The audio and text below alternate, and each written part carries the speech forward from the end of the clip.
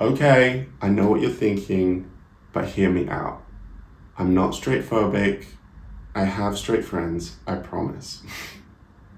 To all my wonderful straight ally friends, I love you. Please don't hate me.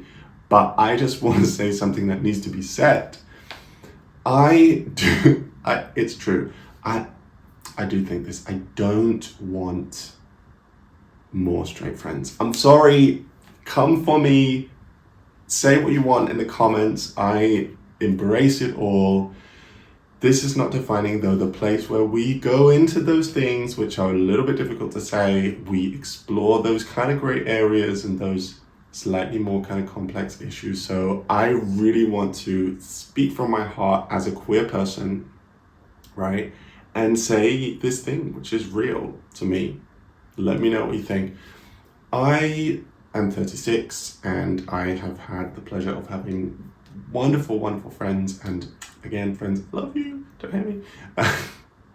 But see, I know my friends will get this, okay? I know that my straight friends will get this. By the way, when I say straight, I mean cis, hetero, non-queer. You get it, right? I do not want more straight friends. I do not want to be in straight environments, and I'm going to tell you why. Reason number one, it's easy to find straight friends, okay? Straight people are everywhere. Yeah, the straight people are like the default, okay? So when I find queer friends, it's a really special thing. It's difficult to find friends in general, right? You don't just always find people you get along with, right? And so most people that I find I'm going to get along with just by default are probably going to be like straight or, heteroconforming. So it's more difficult to find queer friends, and that's why it takes a bit more effort to find like really good, solid queer friends. So that's the first reason. The second reason is I have lived in the heteronormative world my whole life. And heteronormativity is something that has been imposed upon me. And as a bi person, I only really came out when I was 30. So I've had a lot of time to hang out with straight people, right? Had a lot of time to be in those environments. I know them very well. I would really like to focus on like exploring the queer community and exploring what queer friendships look like. And I think that's okay for someone in a marginalized community who's had to hide themselves for most of their life. So take that, right? By the way, if you like this content, you may hate this content and, want to cancel me, but please don't cancel me. If you like this content, please click the join button because I've got loads more videos out on our membership area and I would love to share it all with you. You'd be supporting my site and I would be so grateful. The next reason is that, look, the straight lifestyle, the straight culture is the dominant culture in our society. Okay, it just is, right? No arguments there. And it's so all-encompassing that I find it takes quite a lot of energy to actually break out of that. I've been conditioned with heteronormativity my whole life. I've been conditioned that I need to be a certain way, act a certain way, speak a certain way.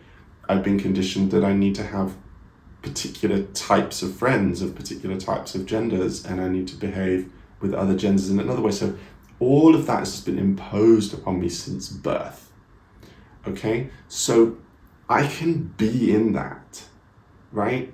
But it takes a bit more energy to be in my queerness and to express that. And so that's why I have to say, look, I'm not out seeking new straight friends. I need to focus on being with queer people, yeah? Because otherwise I'll be sucked into it. It's very easy just to assimilate. So that's another reason why I want to put a bit of a block there for the moment. The next reason is because it's not been that long actually since I've been out, well, 6 years, but I'm still exploring, okay? And so I don't actually know all the things that there is to know about my queerness. And a lot of things are actually still developing. And so I want to be around people who can help me with that, people who can validate that, people who I can bounce ideas off and get inspired by and, really explore that part of me, right? In the straight world, it's kind of what I've seen before, I know it, right? And so that's why I really want to have like queer friends and be around queer people. The other thing is about being celebrated, okay? I have amazing friends, amazing straight friends. Again, love you guys. And I love my allies. I love them, I love them, I love them, okay? Even if you are the biggest ally, the best friend, the most loving friend, whatever it might be, there's just a difference when it comes to getting certain things and celebrating certain things and encouraging and empowering certain things. Okay? Like, for example, when I do drag, okay? I have a drag persona called Marco Fabulazio. Check him out on Instagram if you want to see. And my straight friends, my non-queer friends will be like, oh, that's so cool, that's fantastic, like, well done, that's awesome, like, it's great.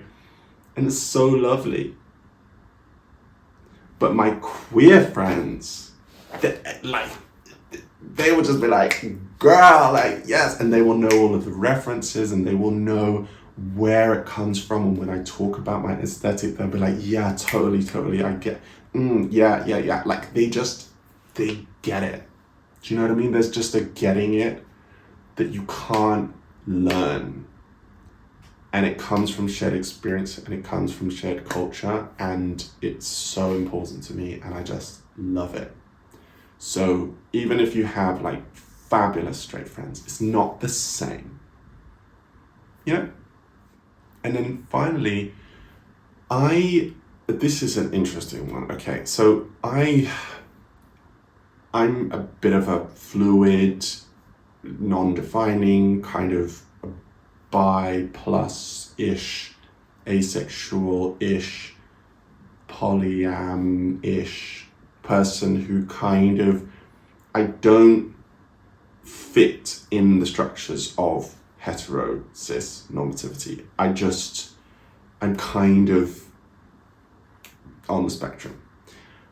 And I find that in heteronormative spaces, it's difficult because everybody wants to define, okay, who is a friend and who is a romantic partner, who is a date and who is platonic, and then it's boyfriends and girlfriends and marriages and kids and this and that, and this is what you are and this is what the guys do, this is what the girls do.